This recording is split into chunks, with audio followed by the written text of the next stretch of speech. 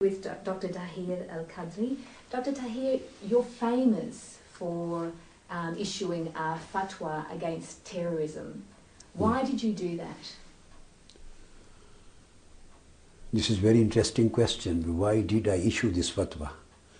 I think this was my religious duty, my moral duty, and my duty as a member of the global human community, and particularly when the crimes are being committed against mankind and a public massacre is going on, and the Muslims, non-Muslims, women, children, all civilian people, non-combatants, those who have nothing to do with battlefields, they are being killed. And unfortunately, the name of Islam or name of jihad is being wrongly used for these criminalistic activities and criminal activities.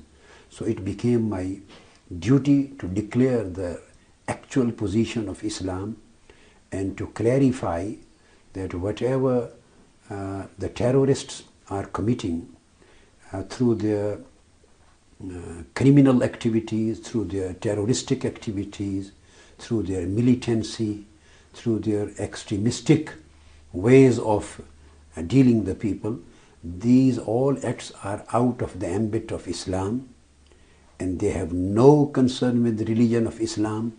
These people are enemy of Islam. These terrorists are enemy of all religions, and they are enemies of humanity. So it was my foremost duty to condemn them and to declare the status of them. And secondly, it was necessary that those thousands and thousands of youth, those who have been radicalized and they are being brainwashed, and they are in future, they are supposed to become more and more radicals and terrorists. So I wanted to save them too, so that they may come back to a normal life and they may come out of this wrong dream and wrong conception that they were taught that whatever they are doing through suicide bombings and through killings of mankind, and if they are being killed, so they were given this message that they would be martyrs. They will go direct to heavens and paradise, and they will get 70 virgins. So I felt duty bound to explain the Islamic situation, that this act of suicide bombing is totally forbidden.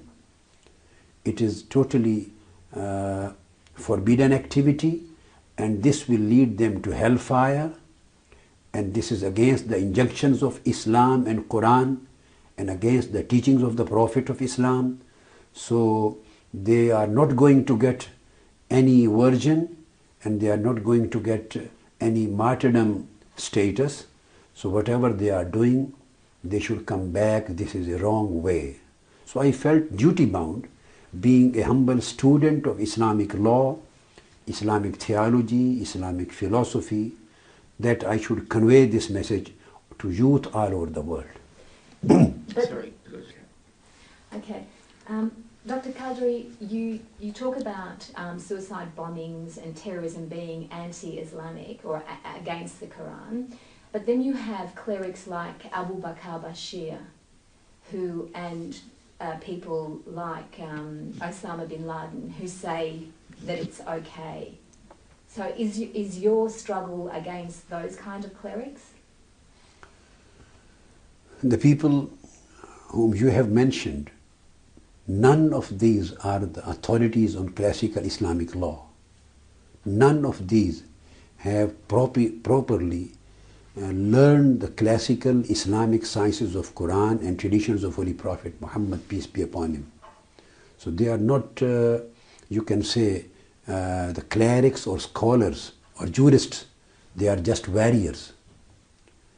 And they were created just more than 30 years before as a political agenda. They were supported by some powers, some political global powers, and they were sent to Afghanistan to fight against Russian occupation. and for independence of Afghanistan. So when the Afghan people and the many other countries, they got rid of Russian occupation and Afghanistan got independent, so at that time they stayed there. They made this place as their safe havens, and they had nothing to do because they were neither scholars, they are not jurists, they are not specialists on Quranic exegesis, they are not specialists on Hadith traditions. Just they parrot some verses and traditions of Holy Prophet. They learn by heart without any pretext and context. And they put the verses and the traditions of Holy Prophet out of the real context. They misinterpret it because they are not real scholars and they don't believe the real classical scholars and authorities of Islam. They have self-concocted and self-maneuvered. They are so-called warriors and spokespersons. So whenever they say anything, so they don't have any evidence. And I would substantiate my viewpoint, this what I have explained, with this evidence that 1.5 years have passed after issuance of my fatwa, 600 pages, where I document a great jurisprudential document, where I mentioned hundreds and hundreds of Quranic verses and traditions of Holy Prophet, peace be upon him, and the sayings of the rightly guided caliphs Abu Bakr, Umar, Uthman and Ali Ridwanullah ta'ala alayhim, and the great tabi'in and atba' tabi'in, I mean their great followers, and the great imams, I mean Imam Abu Hanifa, Imam Malik, Imam Shafi, Imam Ahmad bin Hanbal. These are 4 founders of the 4 schools of Islamic jurisprudence, and then great classical authorities for the last 1400 years. 1.5 years have passed. None of these clerics, so-called clerics if they are, has been able to refute my argument. You would see you Google, you go on YouTube, you can find the literature, you can do your research, you will never find a single document which has appeared after issuance of my fatwa in rebuttal of my single argument. Nobody was able. So if they were really a scholar, they would have refuted whatever I have said. I have declared them out of the ambit of Islam because they consider this killing of mankind lawful. They consider the killing of non-combatant non-Muslims, those who are civilians, non-combatant non-Muslims, killing of these kind of people, whether they are envoys, they are diplomats, whether they are farmers, they are ladies, they are workmen, they are children, they are priests, non-combatants, they consider and believe that killing them is permissible, and this lawful and permissible act is act of piety, and it will lead them to Jannah, to paradise. So this particular faith leads them to act of disbelief. It takes them out of the ambit of Islam.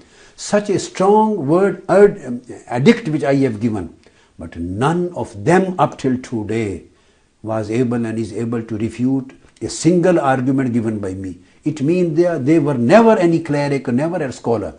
They just hijacked younger generations and youth, and they played very cleverly with their sentiments. And they exploited the global political situation too. The issue of Palestine and Israel, the issue of Iraq, the issue of Afghanistan, all these issues definitely politically many people, they got disturbed. So they played very cleverly and exploited this situation, and irrespective of the real Islamic stance. But who are there to declare any jihad? They have no authority and Islamic permission to declare jihad. This is the concern of the state to state. So they took wrong decisions and they exploited the sentiments of youth, and they brainwashed them and they took them to the wrong side. So I don't think they are the clerics or scholars. Okay, what are you doing here with your visit? What's the purpose of your visit to Australia?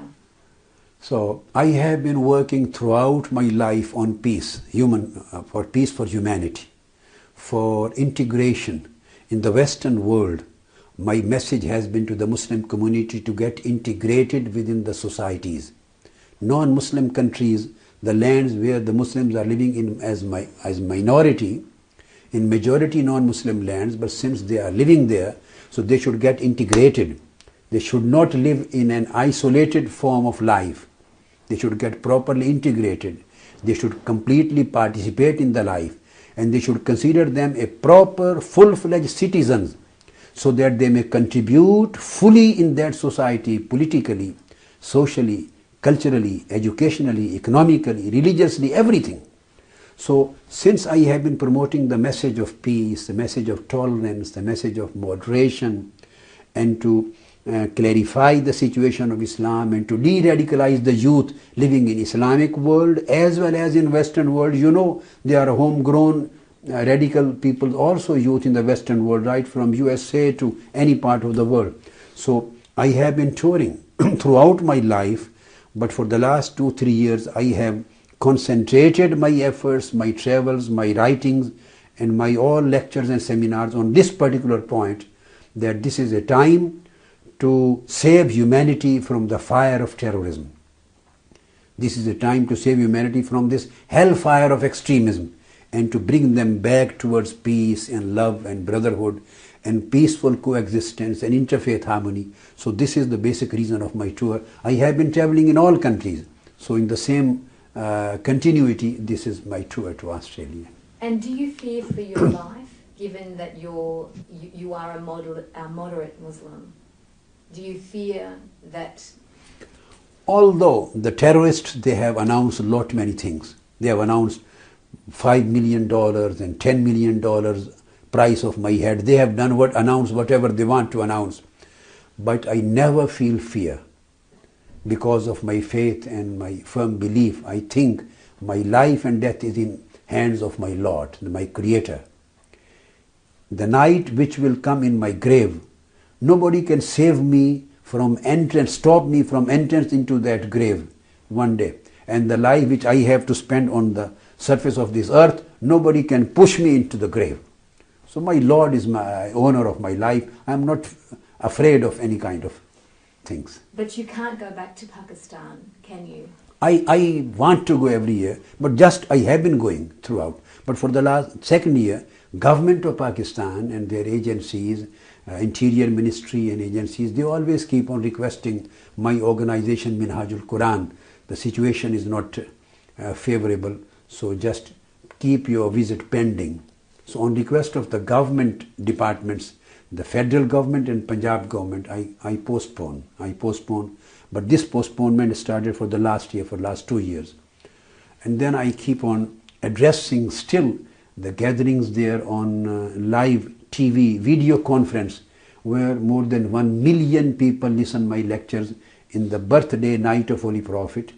And in 27th of Ramadan, the fasting month, more than 1 million people and more than 50,000 people, they sit in spiritual retreat for the last 10 days of Ramadan, and I keep on addressing to them on live video conference every night. So I am always in touch. I keep on lecturing every month, sometimes fortnightly on video conferencing, the same way in other countries. But maybe this year I go. I have a plan.